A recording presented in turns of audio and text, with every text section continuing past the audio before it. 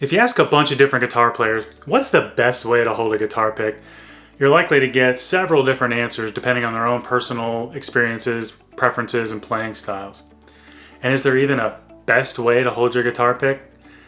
Well, the truth is, what's best for each person depends on a lot of different factors. But the one factor that all guitar players have in common is the human factor. So in this video, we're going to take a look at the biomechanics and ergonomics of the most common grip techniques and think a little bit about the pros and cons from a different perspective. Some of you might be familiar with Troy Grady and his Cracking the Code project, where he takes the art and science of guitar picking to an awesome academic level. There's a link in the comments. A few years back, Troy created a poll titled, "What's Your Pick Grip?" The poll asked players a couple questions about their grip technique. Troy broke it down into these 7 grip techniques. Pad to pad, where the pad of the thumb and pad of the index finger come together. Pad to side, where the pad of the thumb and side of the index finger come together. Something he called angle pad, which is sort of an in-between version of the first two. And then moving up the index finger to the first knuckle, the far knuckle method, where the thumb pad and the first knuckle are used. And the last 3 are far less common, but definitely worth talking about. We have the middle knuckle, middle finger, and 3-finger method. So which techniques are the most popular? If we take a look at the polling results, the pad to side method is the most popular. Angle pad and far knuckle are neck and neck for second and third. Pad to pad is a distant fourth. And again, the last 3 may be far less popular, but we're definitely going to take a look at them. But first, I just want to note that there's just something inherently challenging about securing a thin piece of plastic between your fingers. It's a physics problem, really, that's exasperated because you need to have fine motor skills and articulation when you're striking the strings. It's just inherently going to want to rotate and just come out of your fingers. So let's break down each one of these grips from a ergonomic and biomechanical standpoint. It totally makes sense why the pad to pad, pad to side, and angle pad techniques are the most popular collectively. The index finger is closest to the thumb and therefore typically the preferred finger we use every day to handle small objects. So why 3 different options? And what's the distinction between these 3 different grip types? Try this. Extend your hands out and let them come to a natural, relaxed position. You can see the top of your thumb and the side of the finger meet naturally. This is one reason why the pad to side grip is the most popular. And the pick is also in a parallel axis with the strings. However, there's a trade-off.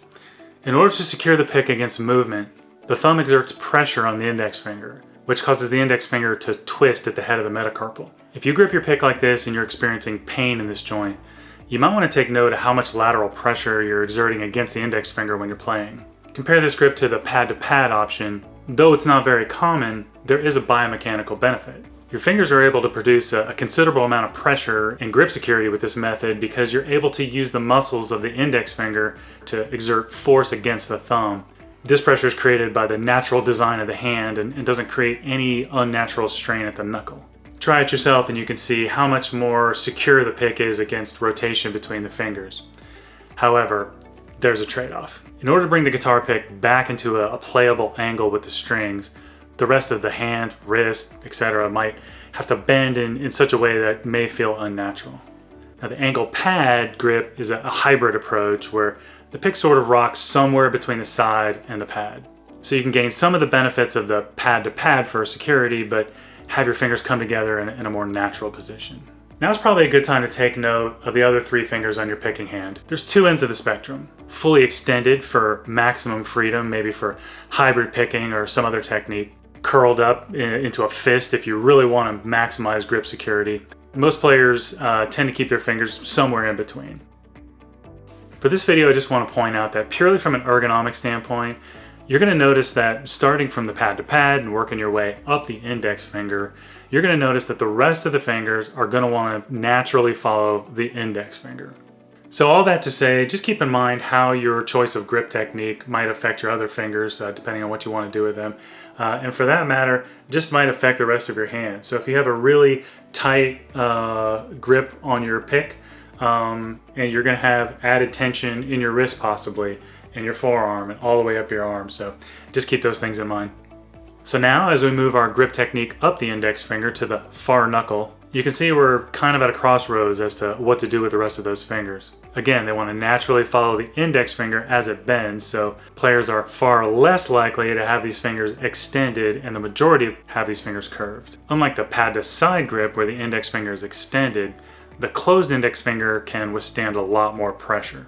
There is still a lot of side pressure twisting the joint at the knuckle, but the lever is shortened with the index finger curved, and pressure is minimal if the fingers are curled underneath to help absorb the pressure from the thumb. Quickly wrapping up, the middle knuckle technique might seem a little odd, but actually provides a maximum security. If I asked you to hold a credit card or something in your hand and don't let me take it out of your hand, chances are you'd probably grip it this way. You'd probably wedge it right here between the middle knuckle and your thumb. But now take notice how much extra tension is in your wrist. So the trade-off for maximum security is flexibility. And finally, the last two grip techniques are far less common, but have definitely been deployed by some famous guitarists. The middle finger technique, most famously deployed by Eddie Van Halen, and the three finger technique used by James Hetfield, and also sometimes by Eddie Van Halen. Biomechanically speaking, the middle finger grip is a great grip because the middle finger is stronger and longer than the index finger. However, there's a trade-off. Ergonomically speaking, that little extra stretch for the thumb really has a big impact on the usability. You can almost feel the added strain immediately right here at the base of the thumb. Sometimes the most subtle movements can really have a big impact, especially when we're talking about repetitive tasks. So what about the triple threat of the three finger grip? Well, biomechanically speaking, it would seem to make sense because you use these three fingers all the time for tasks such as buttoning your shirt, using tweezers, Q-tip, pencil. So it would seem to make sense that for something that requires fine motor skills, that these three fingers would be a winner. However, there's a trade-off. Fingers are like free spirits. They don't really want to be bound to each other if they can avoid it. So although you do gain a certain level of security from a three finger grip, you may lose an extra degree of dexterity by, in effect, binding these three fingers together to the pick. Plus you're tying up an extra finger. The point of this video isn't to try to steer you towards one grip technique or another, or to defend one as the best, but to just kind of take a look at them from a little bit different perspective, and as you explore and expand your skills as a musician, to give you some things to consider. I don't think anybody can tell you what the best grip technique is for you. Only you can discover that, and you can find amazing guitar players that use every one of these grip techniques and probably even some more. At Bog Street, our goal is to make the pick feel more secure and comfortable in your hand, no matter how you hold a pick. We have three-sided designs that range from very aggressive grip solutions to versions that feel more familiar to a standard pick, but are designed to allow your picking hand to relax. And that's the main goal. If you can relax tension in your fingers, it'll relax the hand, which will relax the wrist and on up your arm. If you're just getting started and exploring different grip techniques, hopefully this will give you some things to think about.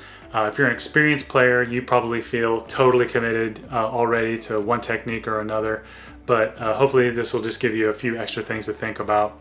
And I'd love to know what your experience is with different grip techniques and in the comments. Thank you so much for taking the time to watch this video. Now, no matter what your grip technique is, go grab your pick and let's go play.